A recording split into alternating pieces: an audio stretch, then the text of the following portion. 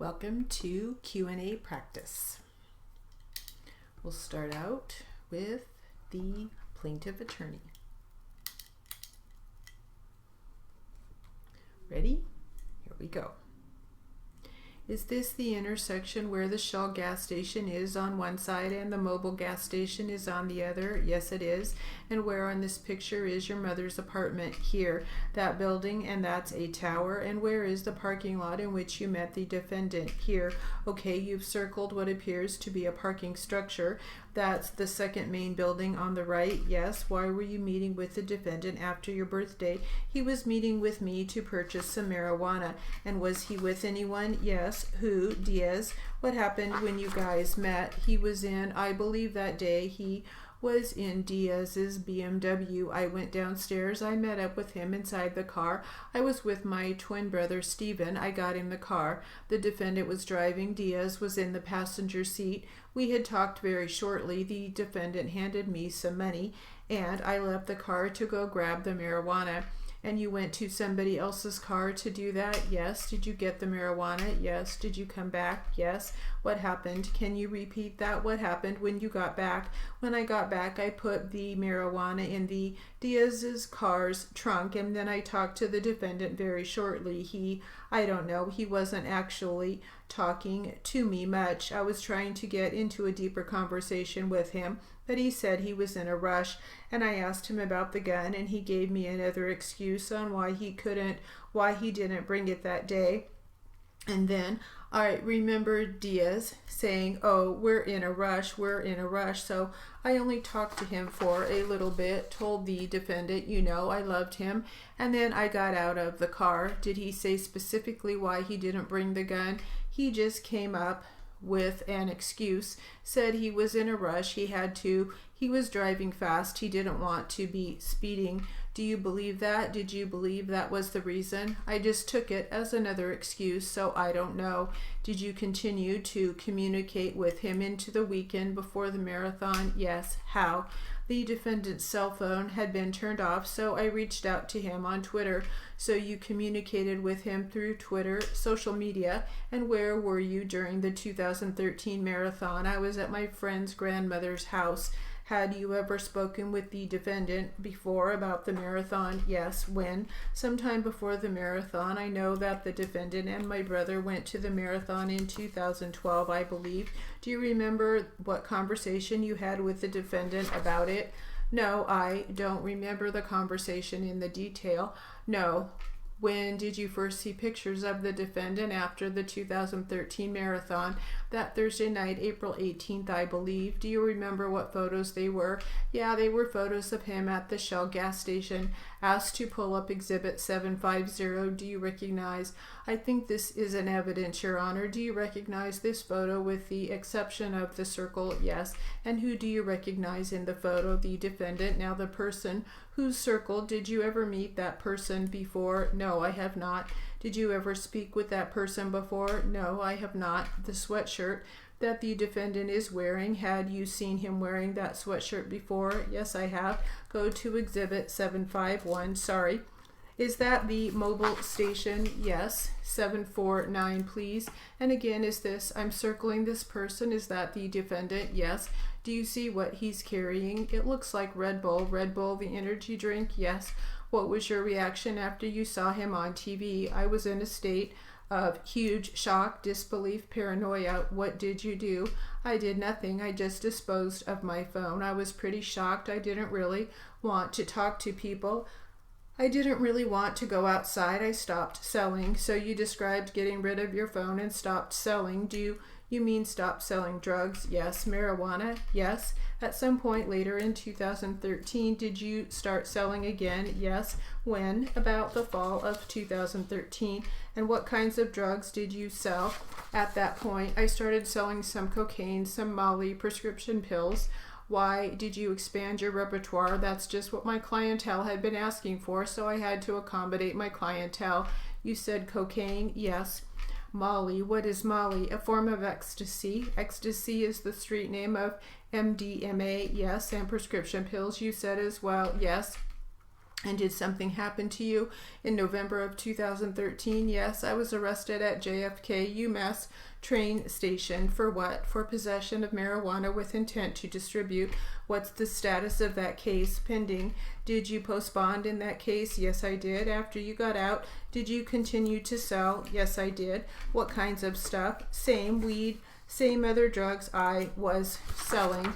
In 2004, just last year, did you sell heroin? Yes, I did. To whom? A confidential informant. When you say confidential informant, what do you mean? A person who was working with the government. And how many times did you sell drugs to that person? About 8 to 10 times of heroin. Yes. Do you know about how much heroin you sold him? I don't know. About 200-300 grams. Do you know how much money that was worth? Not exactly, but it was worth thousands of dollars. After selling that person the heroin, over that period of time, did you get arrested? Yes, I did. What were you charged with? Conspiracy to distribute heroin and gun possession.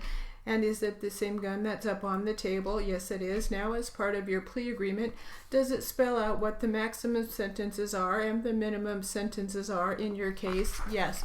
What is your understanding of what the maximum sentence is in your case?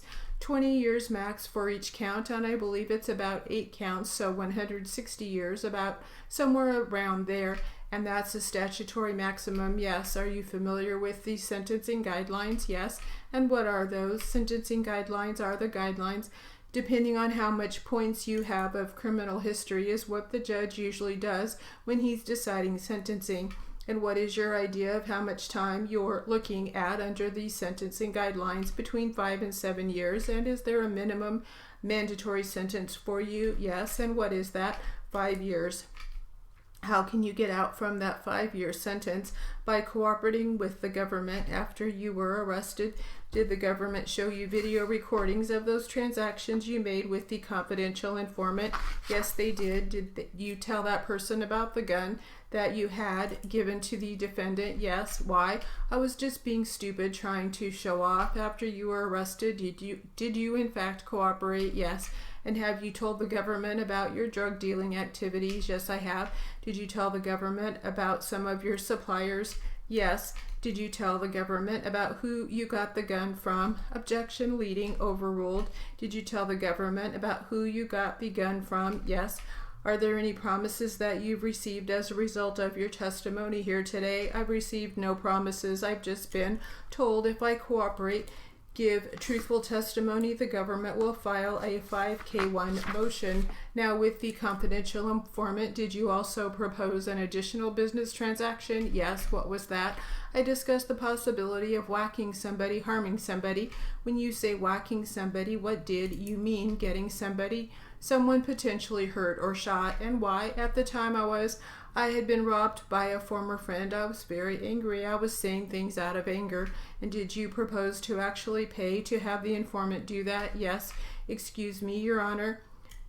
It is 11:10. I don't have much more, but I probably have at least 5 minutes. I mean, there may be more, but at least that much.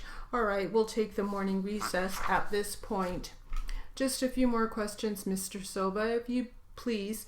Just keep your voice up, Mr. Silva. When we broke, I was asking you about your conversation with what you called informant about hurting somebody. Have you had conversations with other people about potentially hurting somebody? No, not really. With regards to this, the conversation you had with the informant, did you follow through? Of course not. Did you pay him any money to do anything? I did not. After you were arrested, did you have conversations with some friends about what should happen to the person who introduced you to this informant? Yes. What did you say? I said, I remember saying someone should smack her, spit in her face, something along these lines. Did you say anything about the prosecutor who was prosecuting you? Yes. What did you say? I said he's not. At the time I said he's a jerk. Someone should spit in his face. Why did you say these things about those people? I was just very angry at the time. When you're angry, you say stupid things. Have you ever seen the defendant get angry? Not much, but a couple of times. What were those times? Times where I used to joke around with the defendant, call him a Russian refugee. That kind of ticked him off because he's very proud of his Chechen nationality. What was his reaction? He'd get upset, he'd get angry, tell me, shut up. I'm not Russian. Did he ever call you any names? Yeah, a couple times. What kind of names would he call you? Objection, overruled. What kind of names did he call you? This one time he called me a kafir. Kafir, what is a kafir to you? I believe it means like non-believer, something along those lines, like infidel, something along those lines. Were there any other occasions that you can remember besides a joking manner? No. Last time you saw the defendant before today was back in April of 2013. Yes, it was. Was it a couple weeks before the marathon? Yes, it was. That's all I have, Your Honor. Good morning, Mr. Silva. Good morning. My name is Miriam Conrad. I'm one of Mr. Sarnev's Jahar's lawyers. Mr. Sharkov just asked you something where you said that one time Jahar called you a kafir. Yes, when was that? This was a long time ago, sometime in January 2013 now, but he never talked to you about religion, did he? We talked about religion a few times, not much. Didn't you tell the government when you first spoke to them that he didn't really talk much about religion? Yes, I did, and that was true, right? We talk about religion, not in depth, not all the time. No. You also told the Rolling Stone that he never talked about religion. Yes. You were interviewed by Rolling Stone magazine, right? Yes. But you used a different name, right? Yes. That name is Sam. Yes. Mr. Sharkov asked you how you reacted to news of seeing pictures of Jahar after the Boston Marathon bombing. You said you were shocked, right? Yes, I was. You were shocked because you had not seen anything in Jahar that would make you believe that he could or would do something like that, right? At the time, yes.